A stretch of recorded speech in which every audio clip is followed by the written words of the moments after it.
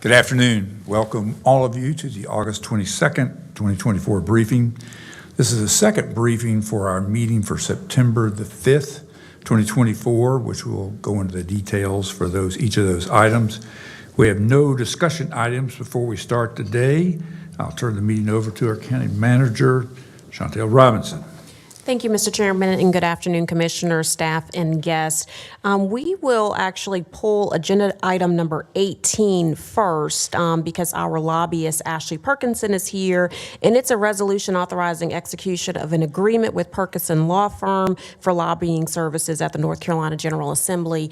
This item is to renew Ms. Perkinson's contract, and she was going to provide a brief update on the services that she provides.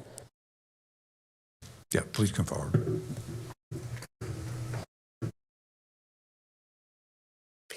Thank you, Chair Martin, and good afternoon. As Chantel mentioned, I wanted to give everyone an update on the progress and development since the last time that I presented before the short session started in May. And this is the first time I've had an opportunity to present in front of Commissioner Wilson.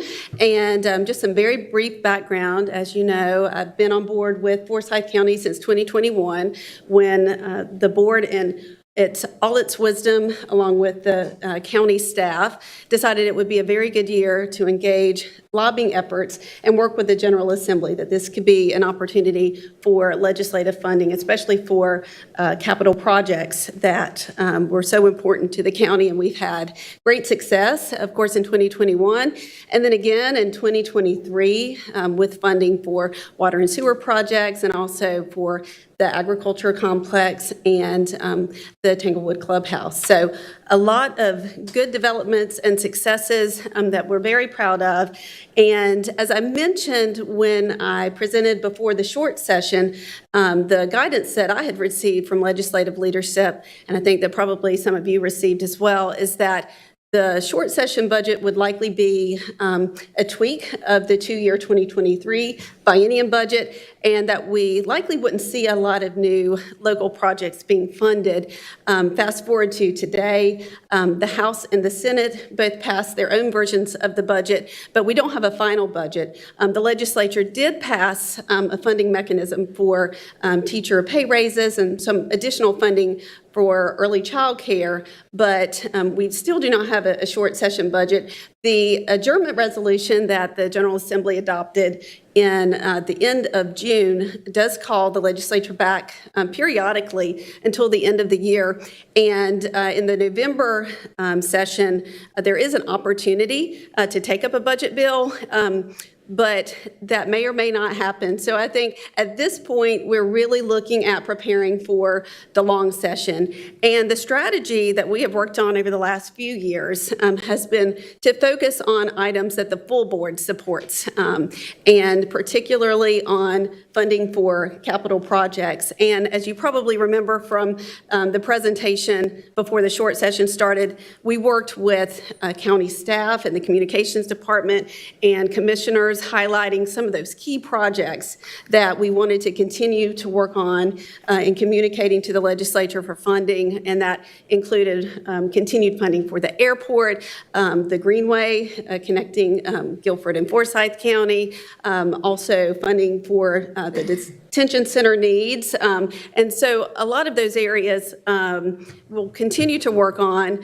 I'm very excited that there will be a Blues Lake ribbon cutting for phase 2 that we're working on, that will be hopefully coming up in October. And I will certainly work on getting legislators there, outreach to make sure that we spread the word and have a good showing. So I would love to continue the opportunity to work with you and gear up for the upcoming 2025 long session.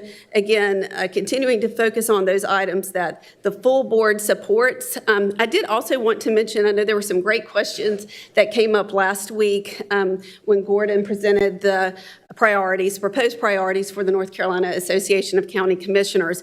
And those are some terrific goals. A lot of those goals are broader statewide goals. So funding for public education, funding for pre-K, funding for mental health needs. So those more statewide funding initiatives. Also, they included some items that help with county efficiencies. And so I look forward to hopefully working with the North Carolina Association of County Commissioners on those broader goals, those statewide goals that often take a stakeholder effort. So look forward to working on those larger goals, but then also on focusing on funding for needs right here in Forsyth County and where we can move the ball forward in Forsyth County. So any questions? Oh, and I also wanted to mention, I'm available anytime if you have questions or comments, and we do meet weekly. I meet weekly with the county manager, and especially during session. Sometimes when we're out of session, it can be every other week, but really enjoy working with Chantel, your new county manager, and have enjoyed working with the entire staff over the last few years. So with that, any questions? Any questions for Ashley? And just in terms of contract for the commissioners, this is a contract for 1 year, starting July 1st, 2024 through June 30th, 2025, in an amount not to exceed $60,000. So any questions again? We appreciate your work, and we've had some good success, and hope we can continue. All right, very good. Thank you so much. Have a good afternoon. Thank you. All righty. Thank you, Ashley. All right, agenda item number 1 is a public hearing on the site plan amendment of Billy Rose Robertson Generation Skipping Family Trust, Hugh Robertson and William Robertson, Inc., as well as a subsequent approval for special use district permit, site plan, and then an ordinance amending the zoning ordinance.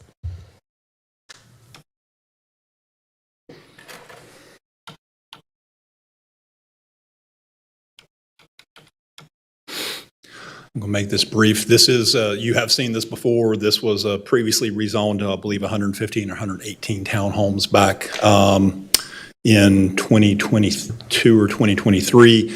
They are doing a site plan amendment to revise that back to single-family homes, but keeping the multifamily density. One of the changes that was brought about with this is a redesigned grading plan that allows all these homes to be on gravity sewer and thus not need a private lift station.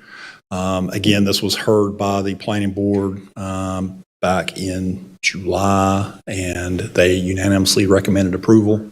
With that, I'll be glad to answer any questions. Any questions for Chris?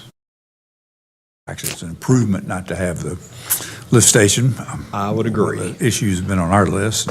Glad that's the case. There we go. Agenda item number 2 is a public hearing to consider the expenditure of county general funds for an economic development project and authorizing an agreement with the company. Hassani Mitchell from Community Economic Development will brief this item.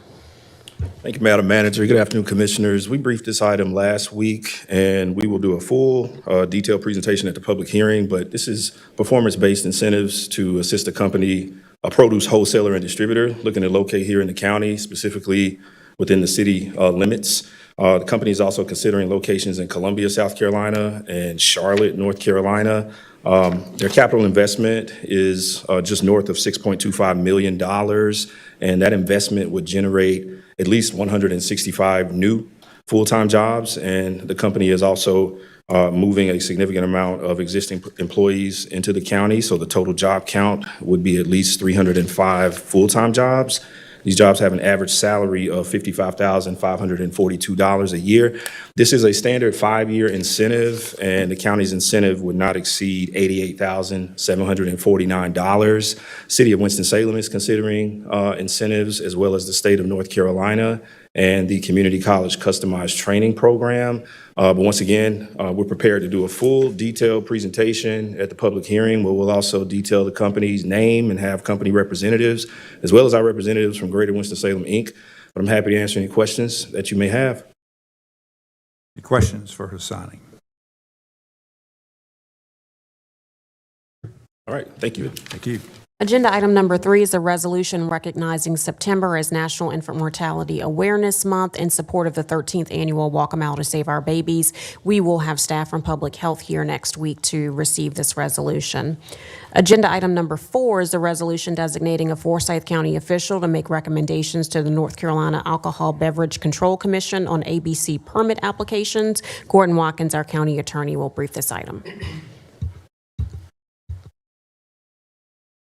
Thank you, Mr. Chair, members of the board. I believe the manager summarized this very well last week. This is merely changing the title of our designee who testifies in ABC permit matters. In December, you appointed Major Gray to be the county representative. In February, he was promoted to Chief Deputy Gray. And ABC board believes those are two different people. So they require us to pass a resolution, for you to pass a resolution designating Chief Deputy Gray to be the county's designee. That's all I have. If you have any questions, I'm happy to answer them.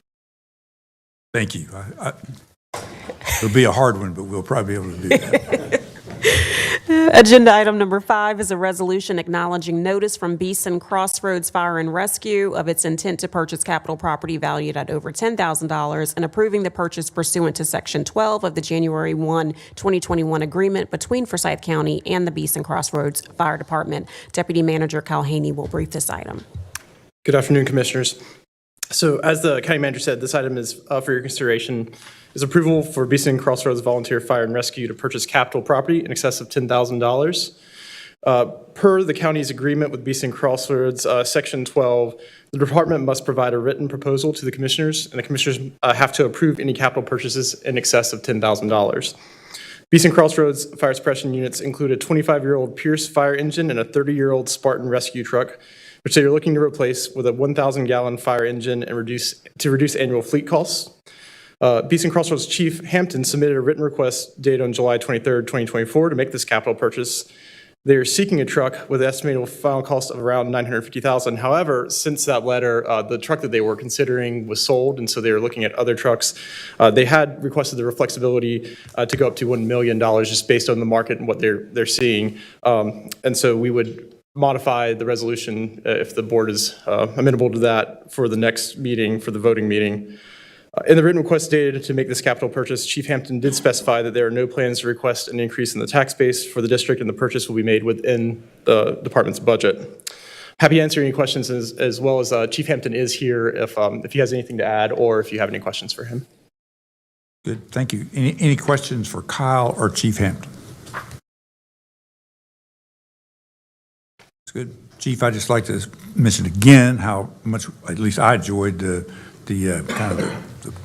program out at your station where you merged with, it's not merged, but it's a kind of a partnership with the city of Kernersville. And I know you had one in the past, but it's a real great example of two entities working together. And it was very impressive, and the commitment of both departments was evident, and a lot of pride. And I certainly appreciate your service and work. Thank you. Agenda item number 6 is an approval of minutes for the meeting of August 15th. Our deputy clerk emailed that out yesterday. Agenda item number 7 is an amendment to the fiscal year 25 budget ordinance to transfer behavioral health funds for the Community Paramedic Mobile Integrated Health Program to the Pandemic Response Special Revenue Fund. And then there's an associated amendment to the Pandemic Response Special Revenue Fund to accept the transfer from the Behavioral Health Subfund for the Community Paramedic Mobile Integrated Health Program. Kim Bussey from the Budget Management Office will brief this item. Good afternoon, Commissioners. So that's right. This item really is a transfer of $100,000 of behavioral health funds that are in the Emergency Services Department right now into the Special Response Special Revenue Fund for the Mobile Integrated Health Program. The majority of those program funds this fiscal year are coming from coronavirus state fiscal recovery funds and in the amount of $850,000. So this is just sort of consolidating the funding for the program. I'm happy to answer any questions you may have about this item. Questions for Kim? Okay. Agenda item number 8 is Ms. Bussey's as well. It's an amendment to the fiscal year 25 budget ordinance to appropriate health improvement dollars to the Employee Health Benefits Internal Service Fund. This item increases, this is an appropriation that increases the Employee Health Benefits Internal Service Fund by $100,000. This funding is outlined in our annual administrative agreement with Cigna. The Health Improvement Fund option reimburses the county for expenses related to clinical wellness and behavioral programs. In fiscal year '24, you may remember me bringing this item to you all in the amount of $75,000. There was $50,000 for this health and $25,000 for a pharmacy uses. This year, the amount is $100,000 for the health fund. This appropriation increases fiscal year '25 expenditures and associated reimbursements, and I'm happy to answer any questions you may have on this item. Any questions? Good news. Thank you. Thank you. Agenda item number 9 is an amendment to the 2022 Blues Lake Park Capital Projects Ordinance to appropriate a Duke Energy Foundation grant for interpretive signage. Will Fulbright from the Budget and Management Office will brief this item. Good afternoon, Commissioners. This past April, the Board of Commissioners approved a resolution authorizing the submission of a grant application to the Duke Energy Foundation for interpretive signage at Blues Lake Park. The grant was awarded to Forsyth County in the amount of $25,000 with a $10,000 required county match. The signs will be placed strategically around Blues Lake Park and will provide visitors the opportunity to learn about the flora and fauna of the area as well as the importance of preserving green spaces. This agenda item is necessary to appropriate the $25,000 grant into the 2022 Blues Lake Park CPO. The required $10,000 county match will come from existing Blues Lake Park CPO funds. I'll be happy to answer any questions you may have. Any questions for Will? Good news, too. Thank you. Agenda item number 10 is an amendment to the 2016 Callidium Capital Projects Ordinance to appropriate funding from Callidium to restore elements removed through value engineering process. Kyle Wolf, our Budget Director, will brief this item. Good afternoon, Commissioners. This item is a little bit of a cleanup item. It's Callidium had sent $340,795 to the county as part of an amendment to the agreement with Frank L. Bloom to restore elements that were deleted from the project, and we really just need to appropriate these funds. We just really need to appropriate these funds in order to correct the CPO there. So, Questions for Kyle? Yes, Mr. Can you tell us where those funds are coming from? I'm sorry? Where are the additional funds coming from, please? They came from Callidium. How did, Callidium had sent $340,795 to the county as part of this project. from their contribution, their ticket sales, et cetera? I'm not sure exactly where their source of revenue was from. Well, they have a series. This was part of a kind of arrangement that we could make an improvement if they could provide some funds, and we would handle So that it. was part of the original understanding. Yeah, and the 340,000, I mean, they raised almost 10 million Correct. for basically their exhibits, and then they sold the former children's museum, and that part, those revenues are in there. So it came from that pocket of revenue that approximates about, I think now, by the time they finished, it's closer to 15 million. So out of that 15, somewhere there, in order to get this at the time the project was done, they committed it. They actually paid us. We're just now Correct. getting it into the right. That's right. Into the right pigeonhole. Correct. That's exactly right. Yes, sir. Agenda item number 11 is Mr. Wolf's as well. It's an amendment to the fiscal year 25 budget ordinance to appropriate fund balance for the King Fire Tax District. As Ms. Robinson said, this is necessary to appropriate fund balance from the King Fire Tax District. During the 25 budget process, the King was very late in submitting their budget request, and the request to use fund balance in FY25 was inadvertently missed, and so they are requesting to use these funds to replace a 2007 Chevrolet 1500 pickup truck and associated emergency upfits. There's no general fund impact on this. This is coming straight from, again, fund balance that is reserved for the King Fire Tax District. Any questions for Kyle about the King transfer? Agenda item number 12 is a resolution adopting a county community grant funding policy to aid in administering community grant funds for nonprofit organizations. Aisha Carter from Budget and Management Department will brief this item.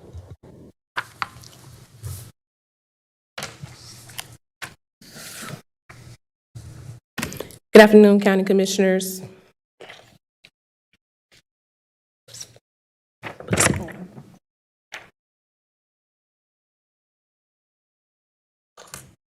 This item proposes a community grant funding policy for Forsyth County community grants, previously identified as special appropriations. Thank you. In summary, the policy states organizations must be designated as a 501c, follow all county, North Carolina state, and federal legal requirements, serve Forsyth County residents, have a location in Forsyth County, and activities and programs must be conducted in Forsyth County. Funding is intended to provide time-limited funds from July 1st through June 30th. Organizations must note that funding is 1 year. In 1 year is not guaranteed in future years. Awarded funding must be used for program expenses only. No indirect, administrative, or ongoing expenses. Applications will start in October versus the end of January, along with training and orientations to be held in October. Applications must be complete and pass eligibility review to be considered. Recommendations will be done by subject matter experts, reviewed by county manager, and presented to the Board of County Commissioners for their consideration. Funding will be on a reimbursement basis versus quarterly installments. Organizations must submit performance and expenditure reports along with proof of expenditures. And lastly, if an organization is not able to operate on a reimbursement basis, an organization can submit a financial hardship request. There was one follow-up question from the discussion from one of the commissioners in regards to if a percent of funding was allocated by district or ward with the City of Winston-Salem's community grant process. I did reach out to them and confirm that they never had it by percent or amount in regards to allocation by district or ward. And then I know we did have a couple formatting requests from one or the commissioners that we can talk about as well. Yeah, go ahead, and then I've got a couple more sort of editorial on a couple things, but go ahead. So, thank you for sharing the information with us, and I'm glad that we are ideally on the path to trying to, if we're going to continue with the special appropriations, that it is a systematic approach that allow all citizens, equitable access to the tax funds. But in saying that, I would like to know if we considered some kind of criteria that staff would utilize as relates to here's why we are recommending these to the commissioners based on these criteria, and here's the points that each application received as it relates to obviously the county's priorities and other things that we could create so that I can reputably say to any, citizen, well, out of a 100-point system, you only scored about 45 points because blah, blah, blah, versus, well, you're just not well liked on the commissioners, if that makes any sense. That does. So you're recommending a scoring matrix of some sort for the subject matter experts to go by. Yes. I think that could be arranged possibly. Leave that up to the county manager. I mean, it's really up to the commissioners. When we did ARPA, we did review each proposal, and there were certain criteria that individuals had to have just from the front in terms of finances and how long they've been in business and those types of things. But then from there, we actually just reviewed the proposals and made recommendations based on the information that was provided in the proposals. We did not use a score matrix in that kind of way. I would say there's pros and cons to that. It really just depends on what the board's will is. If that's something you want to do, we can certainly prepare something for your recommendation. I think it would For be- your approval, I'm Yeah, sorry. I think it would be helpful if there was recommendation from the staff that's maybe what you all use similarly to ARPA funds as it related to how each applicant, was ranked or scored or checked off some list to let us know out of the 5 criteria, this, applicant achieved at least 3 of them, and we're pulling, sending it forth to you for final review. For ARPA, what we did in regards to scoring was related to the risk assessment, and that's not something that we're recommending for the special Yeah, appropriations. fair enough. I guess that's the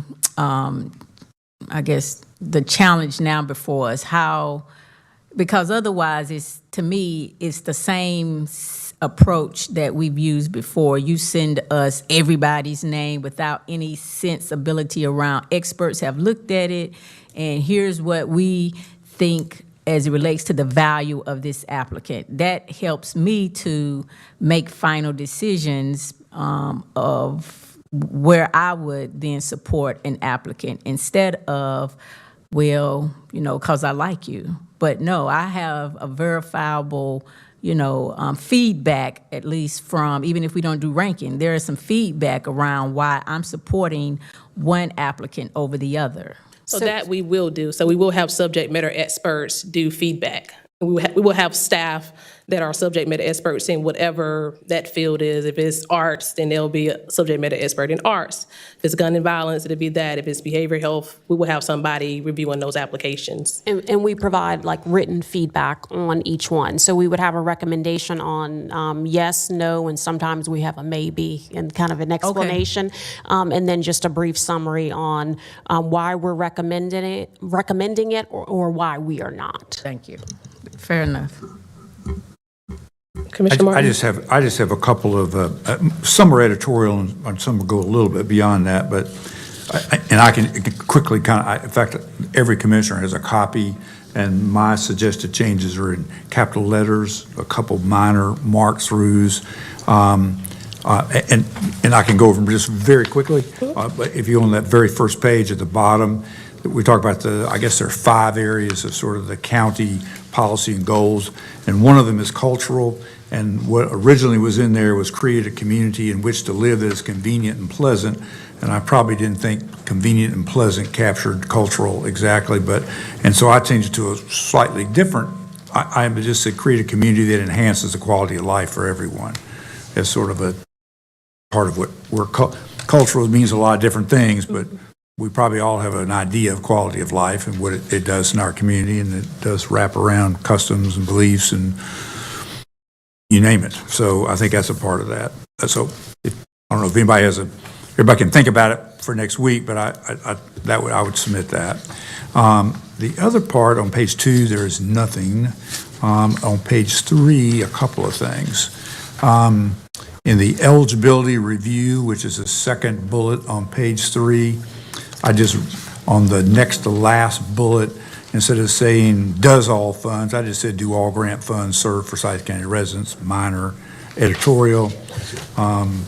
The last paragraph before distribution of funds, reporting and compliance, another simple editorial part, get rid of the sentence commissioners, then review and vote, and just say basically they're going to be the recommendations reviewed by the county manager presented to the Board of County Commissioners for their consideration.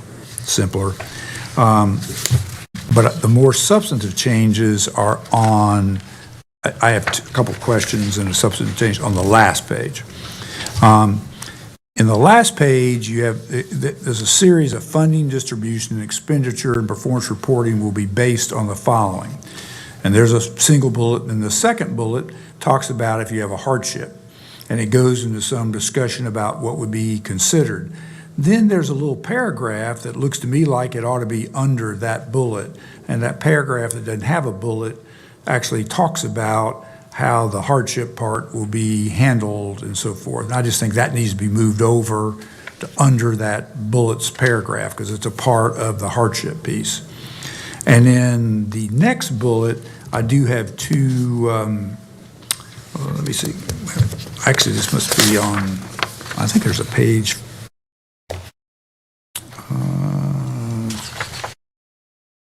I did see something on number two. Something missing. Yeah, under application process, you have in caps, grants will be awarded in question marks. It's right under application process Yeah, where did I miss that? on page 2. Sorry, that's one, yeah. Yes, and you may, when you were giving your summary, Aisha, you may have mentioned something, we're going to do going to advertise in October. When did we talk about awarding these? Did we talk about getting into a cycle that was off of the budget cycle? So it wouldn't be bunched up when we were reviewing the budget in May. It could be, we could set aside an amount of money in the budget process. That's the percentage that Commissioner Bessie talked about, set aside an amount. Then we would know what we had, advertised in October with the idea of the award maybe being in calendar years, going so your reward would be, award would be a calendar year. No, so what we had proposed was that we were just backing up the review process and having discussions with you all earlier than the budget, so could be March timeframe, but it would still be effective July 1st, but we would be essentially making a decision and having more discussions instead of bogging down the normal budget process with just this item. That was our recommendation, because at least for this year, we do not have money to award prior to July 1st. Yeah, okay. Well, so then I would definitely get rid of October. That's just way too far in advance for the budget cycle starting July 1. Conditions and things change in organization. I'd go to something to keep it out of the May cycle, like March. Maybe that's an idea, use something, I don't know, another month, and then with the awards to be awarded in July 1. I mean, these are guidelines that people are going to look at, and it ought to be something that makes kind of sense. So the application process will start in October. I did recently receive this copy of your comments, and I drafted something real quick. So it's good. So the left side is the fiscal year 2024 calendar dates for special appropriations, and then the right is an idea of what special appropriations could look like for fiscal year 2025. So there would be, again, we want to do an application process earlier so that it's not in budget season, giving staff enough time to do a training and orientation on the new policies and procedures, as well as have a separate application period and give the subject matter experts a little bit more time to review before we get into busy season. Okay. Yeah, I can take a look at that. That looks good to me. That looks reasonable. It's a long lead, still a lot of long lead time, but I think that's good. We need to really do a good advertising because October is 2 months away. It is. So yeah, to get on that, to move that. Okay, that's good. But there's one part I don't see on here about it's about that people could get a visit. I actually added 2 items that basically said that every new grant should be visited in the first year. If you're a new grantee, as we said, the visit was optional. The way this language, where is that? Where it said that? Sorry.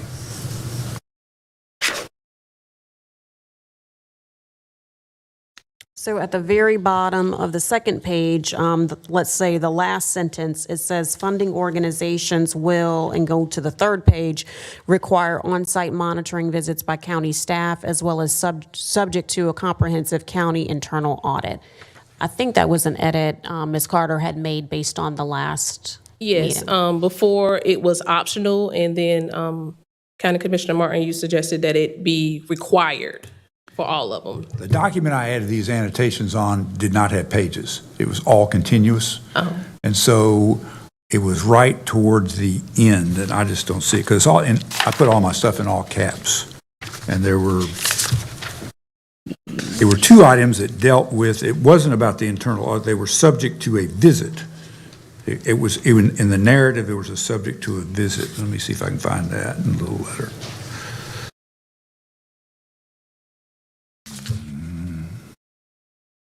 Yeah, I think it's in the part that says, under distribution of funds, it says, on the bottom of 3, it says funded organizations will require on-site monitoring visits by the county staff, as well as subject to a comprehensive county internal audit.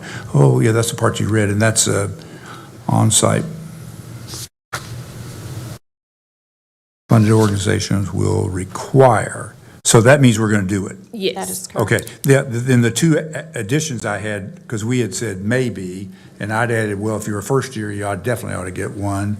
And I'd added if you got over a certain amount of money anytime, you should. So, but this is saying everybody's going to It's get one. required. Every year. Thank you. I think I also had I may have been working on that old copy. That's where I wrote my notes. Thank you. That fixed that, made it easy. So my suggestions are pretty minor, and I hope I think they're captured on this document. Yes. I do have, I guess, some consideration around the cultural part. I think that it's appropriate to say cultural. I just think that when we get to the county policy and goals and where there's definition around cultural, I think that creating a community that enhances the quality of life doesn't align with culture. I think creating a community that uplifts multicultural diversity or the assets of all our community members align with what ideally any county would want to do culturally. Because to Dr. Martin's point, culture means different things to different groups. But if we are very clear around, because there are differences, we are trying to elevate that and respect that as a county, I think then cultural becomes something that's, more achievable by all. Just some different language. I just Yeah. convenient and pleasant doesn't get it. Yeah, I agree. Just, So it needs to be something, and we agree, but just so you all know, we literally copied and pasted our mission statement. So our mission statement is, the mission of Forsyth County government is to cooperatively support and maintain a community which is safe and healthy, convenient and pleasant to live in, with educational, cultural, and economic opportunities for all. We provide certain services which the Board of Commissioners has determined to be necessary and appropriate to advance this mission. Again, we are certainly happy to add any definitions, but I just wanted you all to know where that language came from. And then our vision is really short. It's to provide responsive and innovative services guided by integrity, professionalism, and compassion to the people of Forsyth County that enhances the quality of life and sense of community. I got it. This is formatted differently because it splits out safety, health, education, That- and culture. that is correct. So all I'm suggesting is we need if you want to put the convenient pleasant, maybe can go somewhere else, but if you're going to have cultural as a separate item, it needs to say something different, I think. Obviously, we don't. Yeah, agreed. I mean, we're fine with your edit, or if anybody else have any other suggestions, we are more than happy to. Happy for Commissioner Woodbury to write what she wants in that's different than convenient and pleasant for cultural. We'd like the community to be convenient. Absolutely. And the services, et cetera, to be convenient and pleasant. Maybe you all can draft a little. We will provide some recommendations. When I think of cultural in this context, I would think of things like artistic or historical. Yeah, I thought of that too. Yeah, Yep. information. same thing. I had a couple of suggestions. In the evaluation section, let's see, that would be 3D applications will will collect information relating to the following. What about a sixth factor, the degree to which the organization has experience in providing similar services or similar services or assistance or projects, or has staff or subcontractors who have relevant experience. So, we would be getting information about the capacity of the organization to actually put on successful work in that area. That's one suggestion. And the other is earlier in section 3,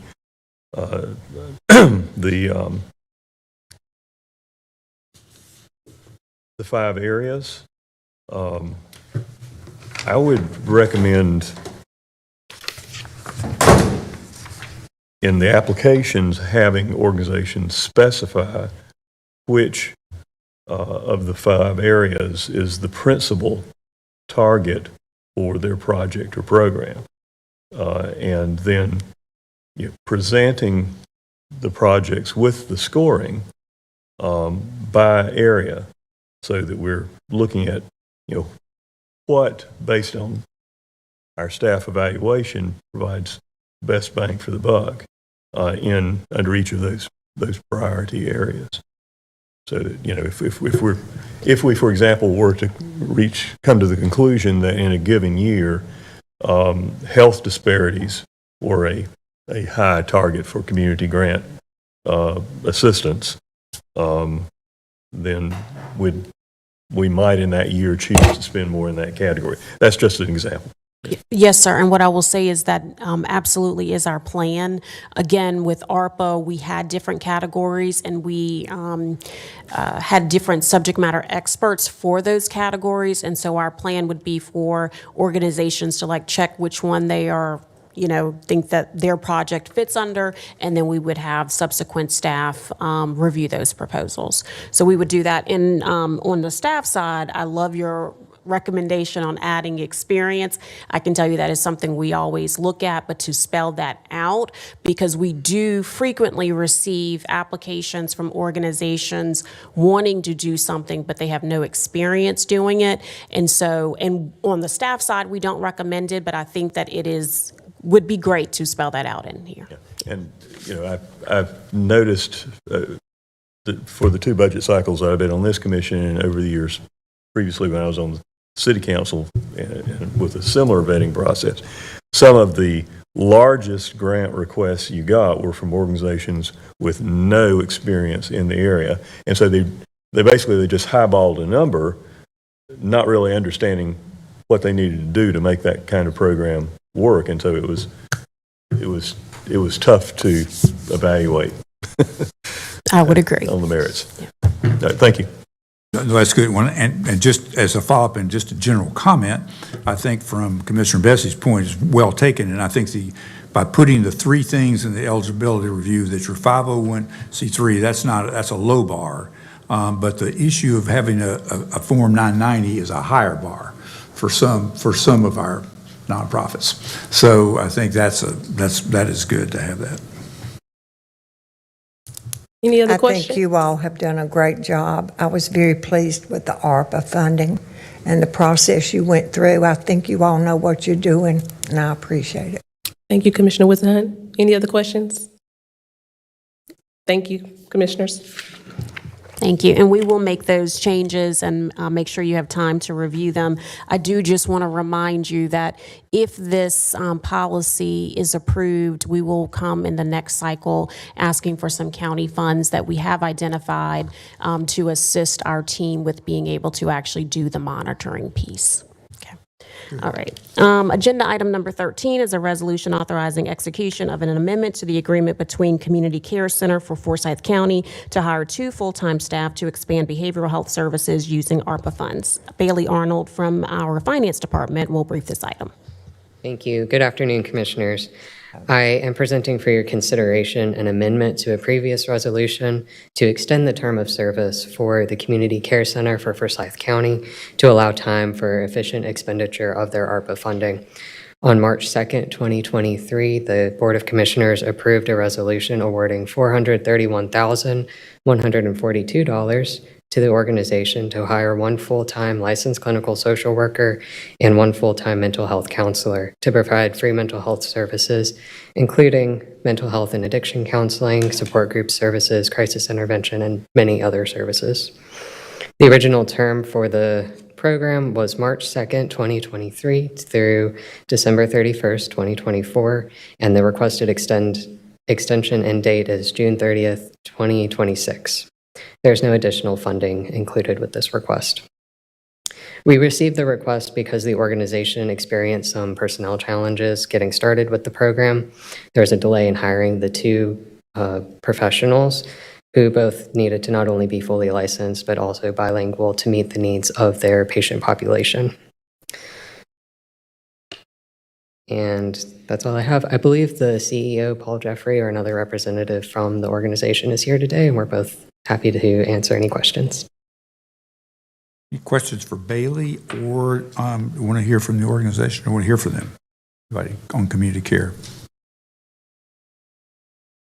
I mean, I'm good, but would anybody like to hear it? I'm great. Any questions? Great, thank you. Thank you. Agenda item number 14 is a resolution authorizing an amendment to the agreement with Wake Forest University Health Sciences on behalf of its Department of Medicine for medical director services, and an amendment to the fiscal year 25 budget ordinance to appropriate $14,834 of reserved behavioral health services fund balance for added mobile integrated healthcare services. Denise Price, our deputy manager, will brief this item. Good afternoon, Commissioners. This item is to add additional medical oversight to the Mobile Integrated Healthcare Program for fiscal year 25 only. They have amended some of their protocols. They are doing a different book of business with administering medication-assisted treatment in the field, both inductions and maintenance dosing, until they can get folks connected to community providers. So we feel real strongly that it is necessary to make sure that this starts on a very solid footing. And they had some medical director oversight embedded within the emergency medical services contract. This particular request is to add 8 additional hours per month for a period of 10 months. Again, for 1 year only. We also would need to appropriate $14,834 from the Behavioral Health Maintenance of Effort Fund balance to cover the additional cost. Be happy to answer any questions. I have a couple. Sure. And I think as far as doing this is fine, but I am curious about, the medical director cost total, because I think we've had 3 different medical director items. And my suspicion is from the organization over at the hospital, that basically there's not a person hired with our money. We're getting pieces of people's existing time who already work there. I believe that is correct. So essentially, it's not like they had to hire somebody. They just are carving out some time to answer our questions. And I've done a little just arithmetic on them, on what kind of, just on, particularly on this one, what the dollars are per hour for that consulting services. And I'm a little curious about how well, I mean, you estimated that it'll be 8 hours and maybe 2 hours. We're going to guarantee 8 hours. What's that? We're going to guarantee 8 additional hours, plus the 2 are already dedicated. And they're really doing a whole lot more than that, but that's what they're getting paid for. So that is dedicated time, not only to answer questions, but to review cases and to review them with us, and to adjust if we need to go on site to provider agencies, if we need to talk about how we're coordinating our care. So they're real engaged, especially with MIH. Joshua would have to speak better to the public health medical oversight agreement, but with MIH, they're intently engaged in protocols and making system recommendations. And just a reminder, the Mobile Integrated Health Program supervisory moved under Behavioral Health Services July 1st. And so we really want to make sure all of the protocols for mental health substance use is solid. They still are receiving medical director services from emergency services, but then there's this expert medical director that's coming in to really help us with kind of shoring up this particular Protocols, piece. yeah. But I hear you on medical director in general, certainly something that we can evaluate in the next kind of bid cycle. And this is a person, not interns, not 5 different people we could call. It is one person, dedicated MD, or 2 people? 2 people. There's 2 medical directors. Dr. Pallas, the primary medical director over this agreement. He is our EMS medical director. Okay. He does have other individuals who are physicians who are also assisting him. And then we get kind of this luxury of interns that aren't charged to us that become a resource as well. I'm just trying to get at aren't charged to us. Right. But we're, okay. We have But two medical doctors who abide to this contract in terms of MIH services.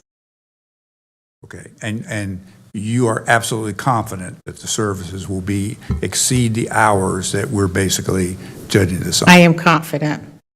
And I wish I knew what those hours were, and I might feel better about the price. We can track it. That would be, Certainly. make me just feel a little bit better about this. Absolutely. Any other questions?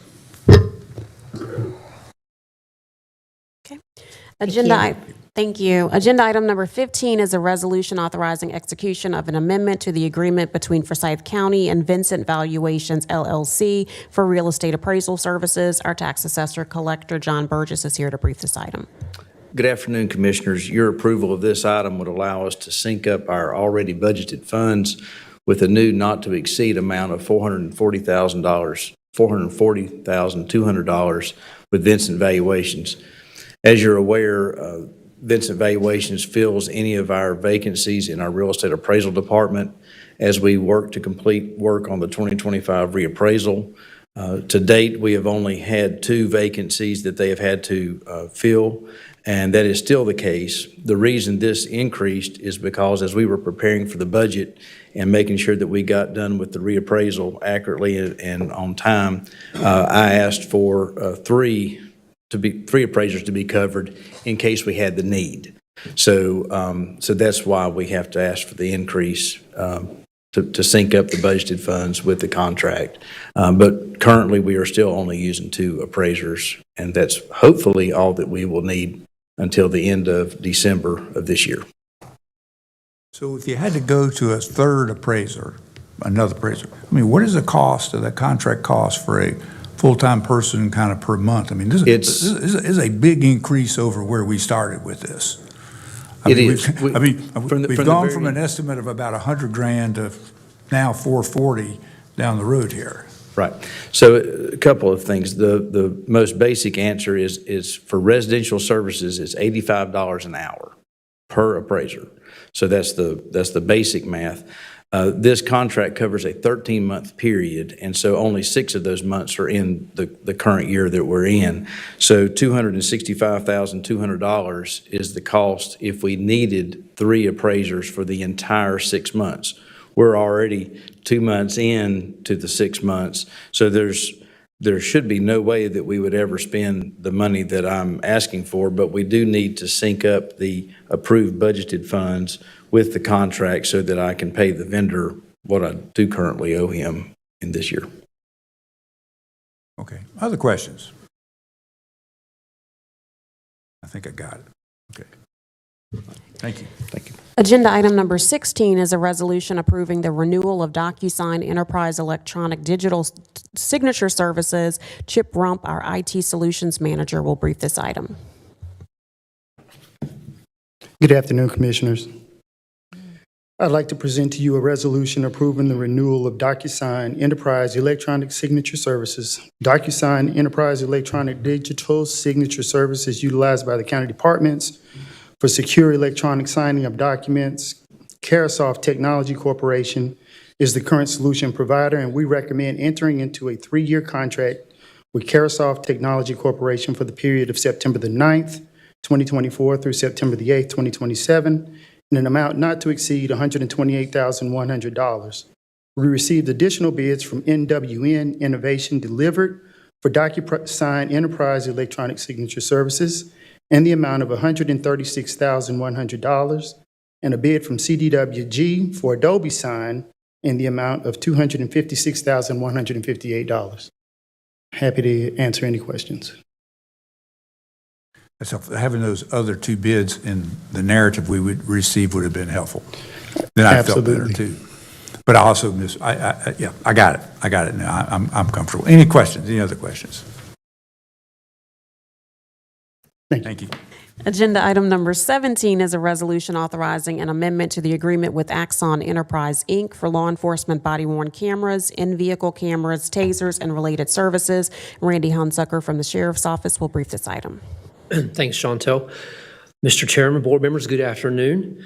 Wanted to also introduce from the detention center, Captain Marshall and detention Captain Witt, who will be helping out today as well.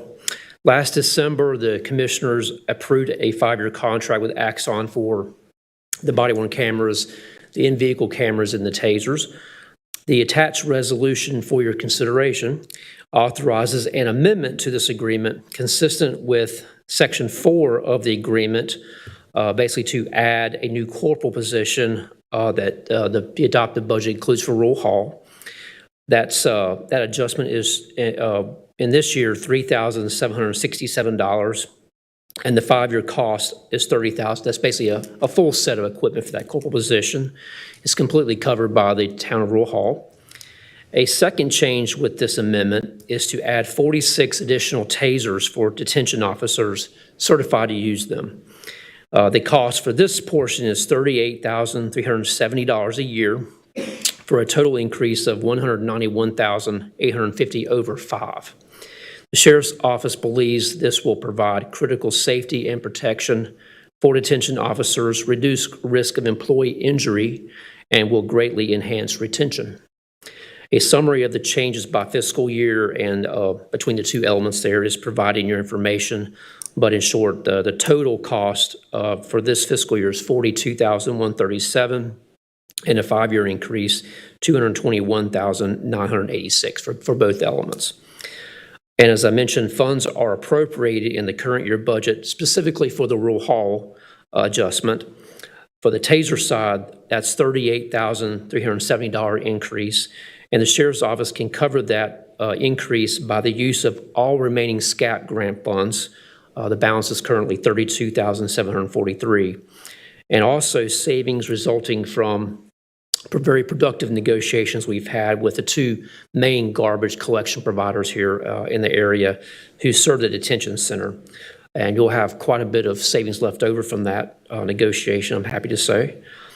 We've also provided a handout for you as well, which outlines the proposed deployment plan for tasers. Generally speaking, on the sworn side is sergeant and below, and on the detention side, it's generally the detention sergeants and below. But there are some exceptions. Some folks, depending on their role, do not have one. But if you add all of those individuals up that are in the authorized position count, you would come up with 420 folks who are authorized to, who would be eligible potentially to be certified to carry a taser. But that does not adjust for, vacancies or detention officers who do not wish to carry them. So the count would go from 345 tasers to 392. So you can see there's a difference there. We also don't have any spares at all with that. And I want to turn over to Captain Marshall if he has anything else to add with that. Good afternoon, Chairman Martin and Board of Commissioners. As far as for the detention side, that's where my wheelhouse is at. I can't speak for the enforcement side because I don't do that. Just in this calendar year, starting January the 1st, we've had 45 assaults within the detention center, not to mention 6 staff assaults by the residents that are charged with housing. We've also found 35 improvised weapons that the residents have used against the other residents and us. The tasers will bolster the officers' protection level in case they are attacked by one of the residents that are there. Me trying to think some of the things that other ways of trying to avoid this is, do it like a trade out. In other words, when you come in, I take your taser and I go home. We can't do that because the taser is set up for the person. So in other words, it's registered to them. You can't, if you take the taser and you give it to the next guy, you would have to it takes 1 to 2 days to download the information and reset it to the next person. So you couldn't physically do that. We've went and took some of the tasers from staff, including myself, Captain Witt, Major Henson, and others, and turn those back in to reduce the number to where we're at right now at 46 that we're asking for. Other than that, any questions that I may answer, I'll be glad to do so. Well, first of all, I appreciate the creativity in coming up with the extra funding for this year. I'm hoping but next year will be next year, and this is a 5-year project, so I'm sure you'll be able to come up with them in the future years too. So I certainly count on that. The question I just have to a little bit. I understand the need for your statistics at the beginning outline a need, but just correct me if I'm wrong. I'm looking at this chart. The 163 LEDC operations tasers. I'm assuming that includes the 46 new ones. That is correct. So that includes the 46 new ones. So I'm curious, was this more of a lack of staffing, that why you had not requested those before? And that it's kind of like, were you getting by with 117 and now you need 163? I'm just trying to figure out how we got from 117 to 163. Well, obviously, our staffing numbers have increased, and I'm thankful for that. So obviously the staffing goes up, and we didn't have allocated for that equipment due to the staff that we have. So obviously now our staffing numbers went up, so we're going to need the other 46 tasers for that. In previous years, it's not always been, it was designated for certain roles, and then the sheriff has took and agreed that sergeant and below be allowed to carry one because of the response level that would be needed, plus to protect their own selves, because that's what the taser's for, protect yourself or a third party in the event of an incident. So that's sort of why the numbers have increased. That probably makes sense. Yeah, I think I got it. No, that's good. I do have one. I'm sorry. I have two other questions. These are more to Randy. And that gets at this issue of the 5-year agreement. And I understand there are discounts and whatever, but it occurred to me that 5 years long agreement, and this is costly stuff, and they have a monopoly. This is a monopoly company here. And I'm kind of curious, do they think that they know a competitor's coming out on the way and they want to lock in these leases so that they got stuff for 5 years because they figure a competitor's going to come and really start making it hard for them? I mean, do you think that's possible? Yeah, for cameras, in-vehicle cameras and body-worn cameras, I think there's plenty of competition there. Where they've really captured the market is the tasers. Anybody coming into the market, they have immediately filed lawsuit, and taser Axon prevails. So they are very aggressive about protecting that. So the taser is the problem really with competition. Other folks it's called a phaser was briefly on the market, and they quickly got a cease and desist order. It's interesting, and I'm a little curious on this why you have to change that, why the taser has to be only with one person. I understood a little better on the law enforcement side with you have people on patrols, they get delayed, you got all these other kind of things, and that may be a problematic, kind of handoff issue. I felt like that, but at least in the detention center, everybody works in the detention center. They're not out on patrol. Right, but it's sort of the same principle what you're talking about, because it's evidentiary value in case we get called to court or get called to litigation. So the taser is indigenous to the person. In other words, serial number 1234 is assigned to Captain Marshall, using that as an example. So that's the purpose. But if it was assigned to Captain Marshall and Captain Johnson and Captain Smith, and those are the only 3 people who use it, and you know what time the incident took place, you'd know who had it. Well, yeah, I guess that's about. I realize there's a little chain of evidence here, but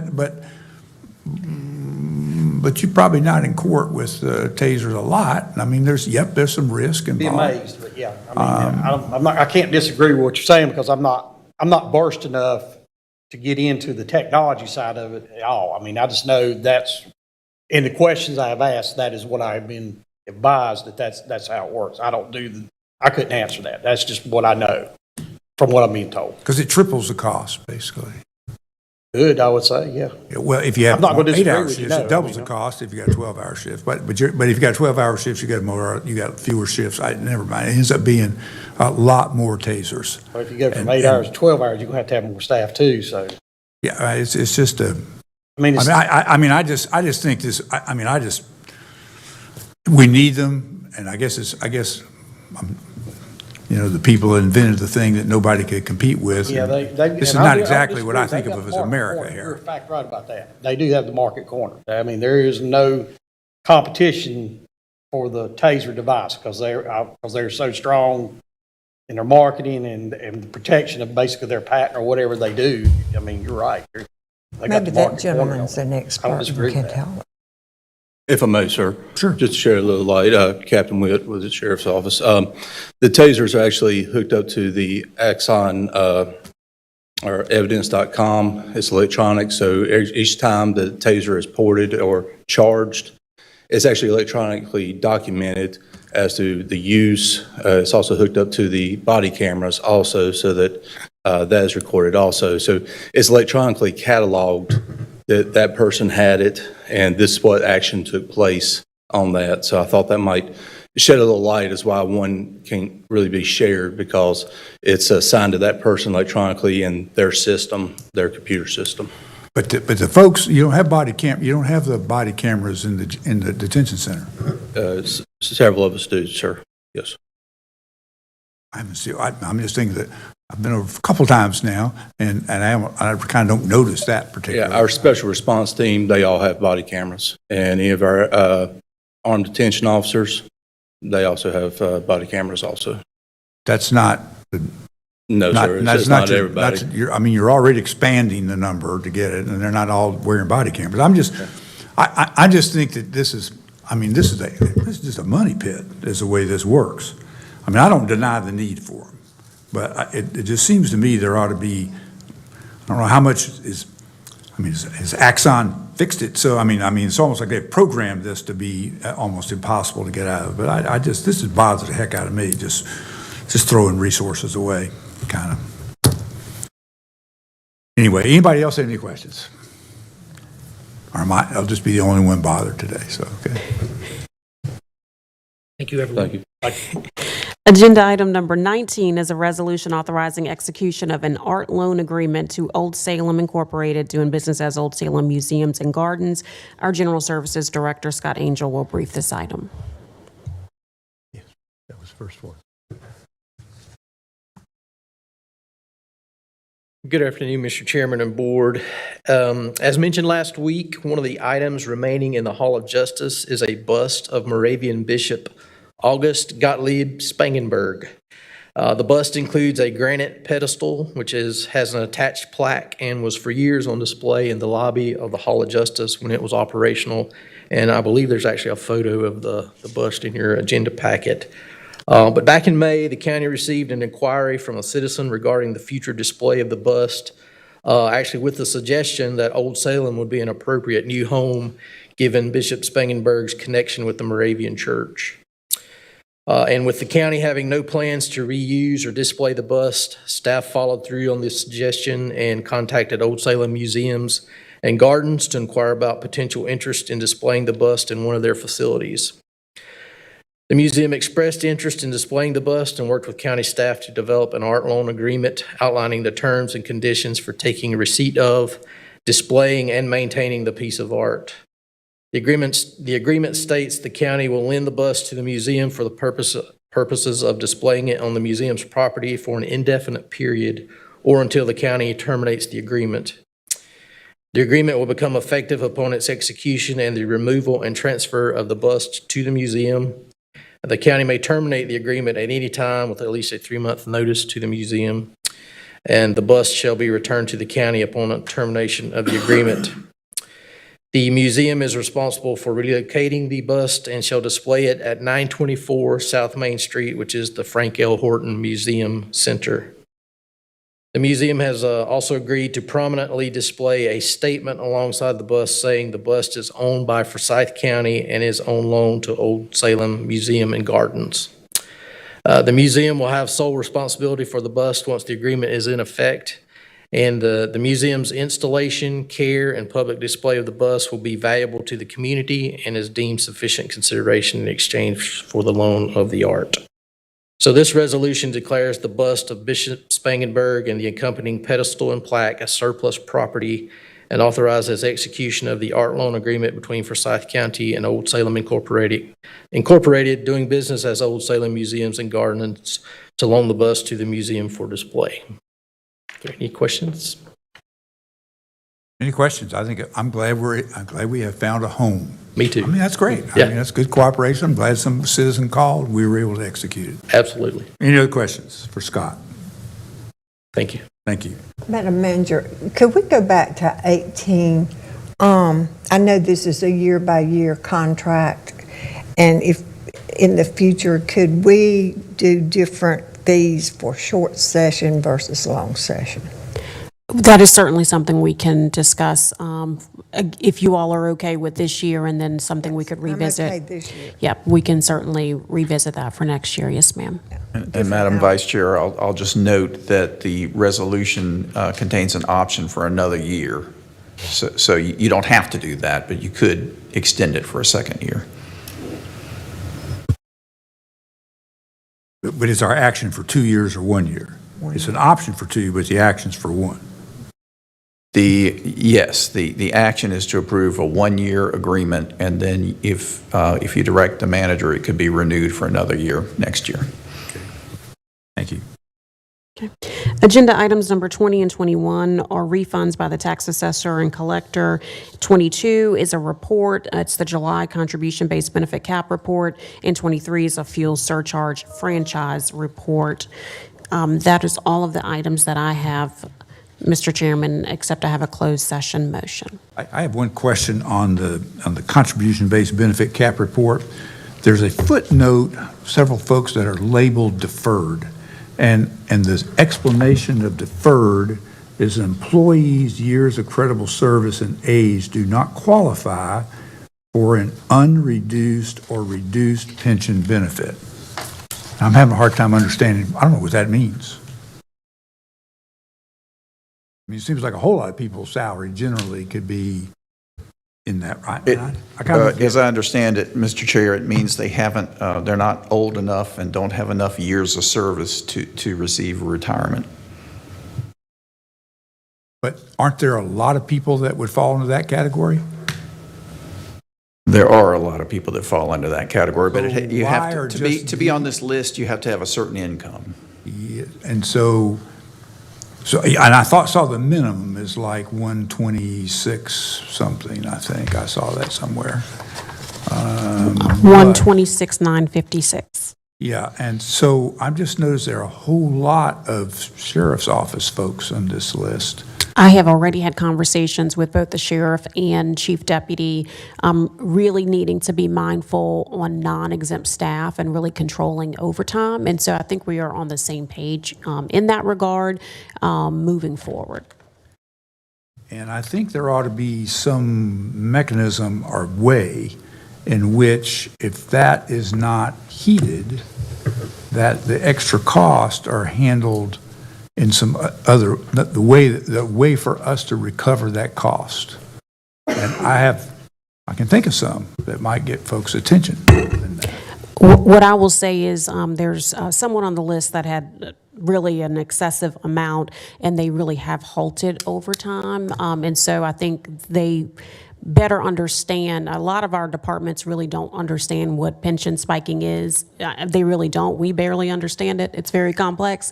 But we have certainly reached out to the sheriff's office, emergency services, and if you're an exempt person, there's really nothing we can do. It's just kind of the career trajectory and your age and all of that. But for the non-exempt staff, that's things we should be able to control. Lee Plunkett in our finance department is keeping us aware of these and sending us overtime reports. So I feel like we have some better monitoring in place to hopefully be able to address these moving forward. But there are some on this list that, because they are so close to retirement, there's probably no way they're going to get removed from this list. There are others where we have more time and we will probably see some drop. And there's also an indication for several people that are below AFC minimum.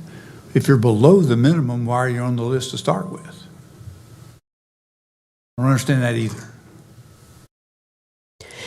I won't pretend to understand how the treasurer's office comes up with this list in total, so I have some of those same questions. It's not a perfect list, but these are the ones that were brought to the attention of the finance department. And what I will say too is Attorney Watkins recently did a presentation on all things pension spiking for NCACC. And so if that's something that our board would like to dig into, we certainly can. He's our resident expert, whether he wants to be or not. Well, I generally understand it, having been around this for about 20 years when they started doing it, but it's, I just don't understand those designations. But a whole lot of people are below the minimum, so you'd have everybody's name on there below the minimum. Never mind, but I'll just let it go. Thank you. Thank you for the questions. Before I do the closed session motion, I do just want to remind staff and the general public that we do not have a meeting next week. It is the 5th Thursday, so our next meeting will be on Thursday, September 5th. Okay. All right. Would you read us the motion, please? I need to ask the board to consider a motion to go into closed session to discuss a matter to consult with an attorney employed or retained by the public body in order to preserve the attorney-client privilege between the attorney and the public body, which privilege is hereby acknowledged pursuant to the provisions of North Carolina General Statutes 143-318.11A3. And since there is no other business to come before the board at this meeting, following the closed session, the meeting will be adjourned. Also move. Is there a second? Second. Any discussion? All in favor, please say aye. Aye. Aye. Good. We're adjourned.